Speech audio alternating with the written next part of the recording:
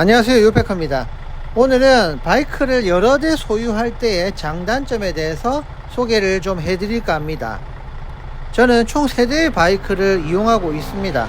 첫 번째는 스쿠터 ADB 350 혼다 거죠. 다음으로는 스즈키 카타나 999cc 짜리 네이키드, 마지막으로 BMW R18 1800cc 크루저, 이렇게 3개의 바이크를 가지고 있습니다. 주위에서 많이들 물어보십니다. 세대의 바이크를 유지하는데 힘들지 않냐, 돈이 많이 들지 않냐, 여러가지로 고충에 대해서 말씀들을 많이 하시는데, 제가 세대 바이크를 소유해본 입장으로서 각각의 장점과 단점이 있더라고요. 이 부분에 대해서 설명을 드려보겠습니다. 먼저 장점 첫 번째입니다. 용도에 따라서 활용할 수가 있습니다.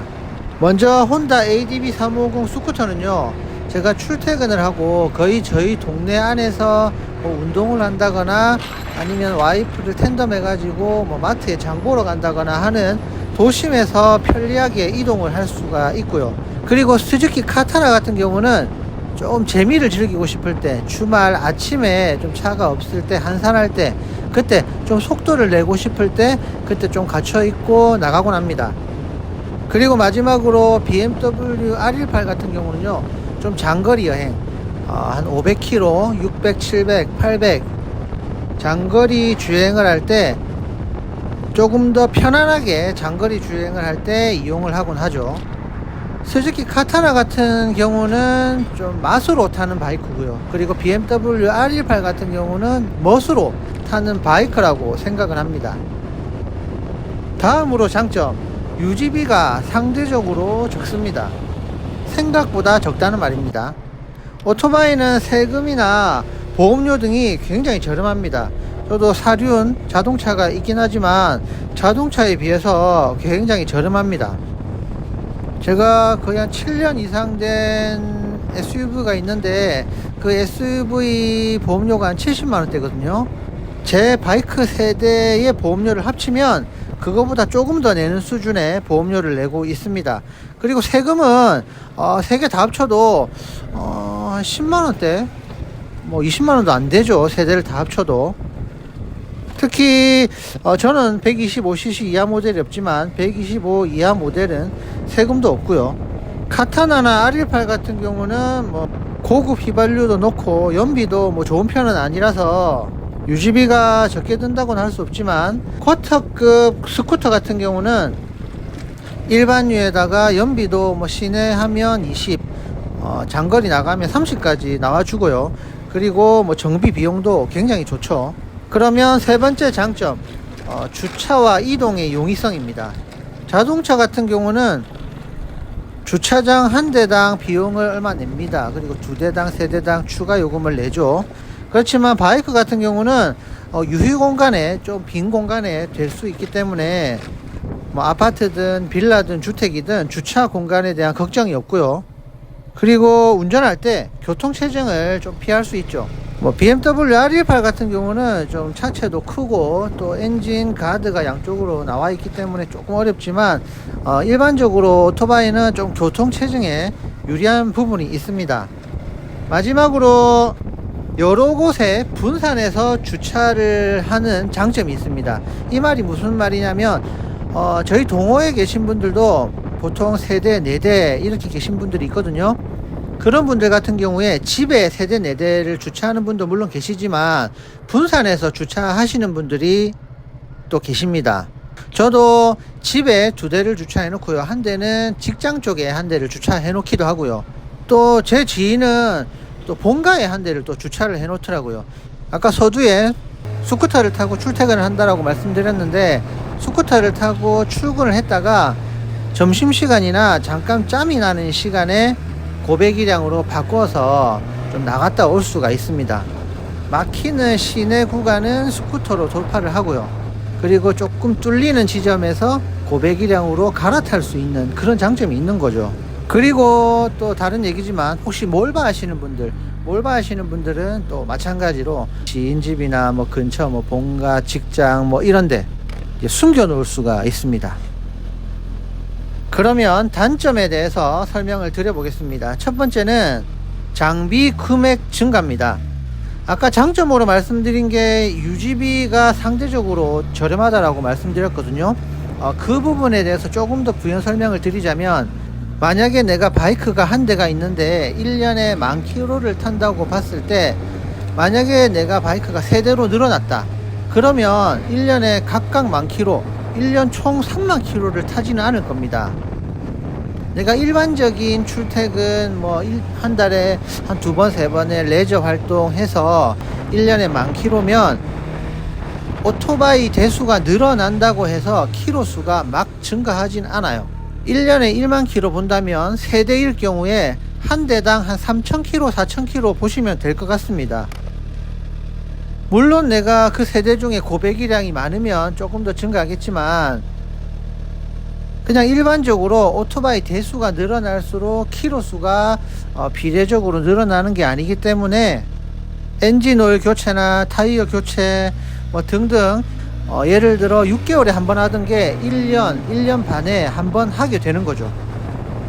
그런데 지금 제가 말씀드리는 단점으로 말씀드린 장비 비용 증가라는 건 헬멧이나 장갑이나 부츠 안전용품의 어페럴, 복장, 자켓, 상의, 하의 이런 등등의 전체 장비 비용을 말씀드리는 겁니다.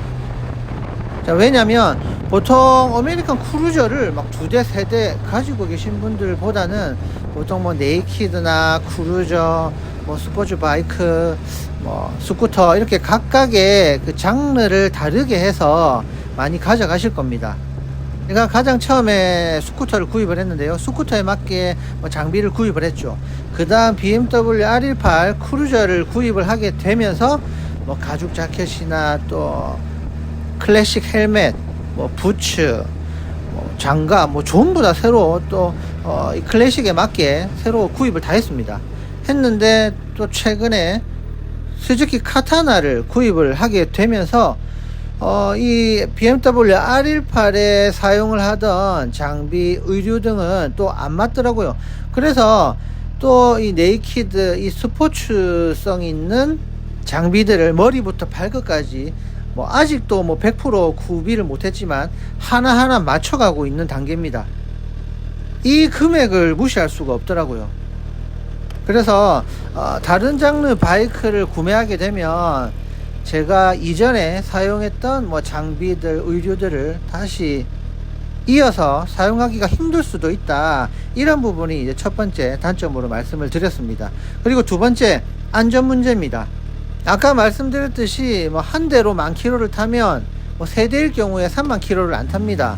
세대일 경우에도 비슷한 키로수를 타게 될 텐데, 근데 문제는 세대 중에 3대, 4대 이렇게 있다면 그 중에 한두 대는 무조건 고배기량이 들어가 있을 겁니다. 처음에 1, 2호로 입문을 했다가 쿼터급, 미들급, 나중에는 리터급, 오버리터급 이렇게 계속 올라가겠죠. 단계별로. 그렇다면 무조건 고배기량의 고성능 바이크를 소유하게 될 텐데, 당연히 사고 발생 시에 부상 위험이 굉장히 높겠죠. 당연히 안전장비도 추가로 더 필요하겠고 지속적인 관리도 필요할 겁니다.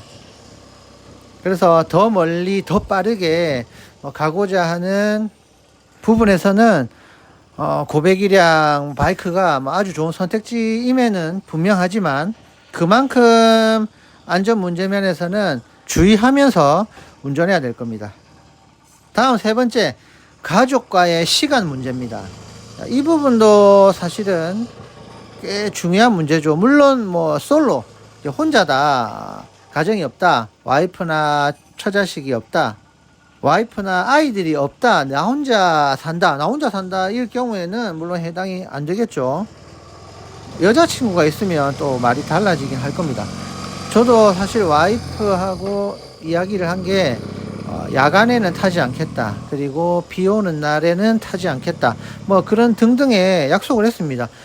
그렇게 따지면 사실 한여름 한겨울 빼고 갈 수 있는 날은 날씨 좋은 주말밖에 없어요. 그래서 저는 웬만하면 와이프나 아이들이 일어나기 전에 새벽, 여름에는 새벽 5시, 6시 지금 같은 겨울에는 뭐 7시, 8시에 갔다가 그냥 커피 한잔 마시고 오는 그런 일정으로 다니고 있고요. 오후에는 가족과 함께 보내려고 합니다. 그래도 이제 저처럼 주말 위주로 레저 활동을 하시는 분이라면 가족과의 이런 이야기를 잘 하셔가지고 가족과의 여가 활동에서도 문제없이 바이크를 타셔야 할 겁니다. 그리고 마지막으로 관리에 대한 부담입니다. 아까 장점으로 유지비가 상대적으로 적다고 한 부분은 맞습니다만 그래도 여러 대를 소유하게 되면 차량마다 정비, 보관 뭐 이런 문제를 신경을 써줘야 됩니다. 그리고 특히 지금 같은 겨울철에는 사실 많이 안 타거든요. 그래서 오랜 기간 방치를 한다면 차량 상태가 더 안 좋아지겠죠. 뭐 공기압이나 오일, 뭐 주유, 보험, 방전 뭐 이런 부분 다 한 대 한 대 세심하게 기록 관리가 돼야 할 거고 저는 마이클 어플을 사용을 하고 있습니다. 제 스쿠터는 보통 1500km에서 2000 사이에 엔진 오일을 교체하고요.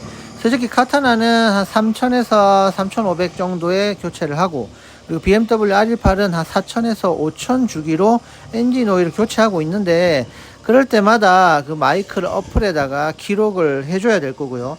그리고 겨울철에 주유 같은 경우도 웬만하면 투어를 갔다 와서 주유를 풀로 충전해 놓는 게 좋습니다. 왜냐면 겨울철에 결로가 생기기 때문에 주유가 안 된 상태에서 장기간 보관하는 것도 안 좋거든요.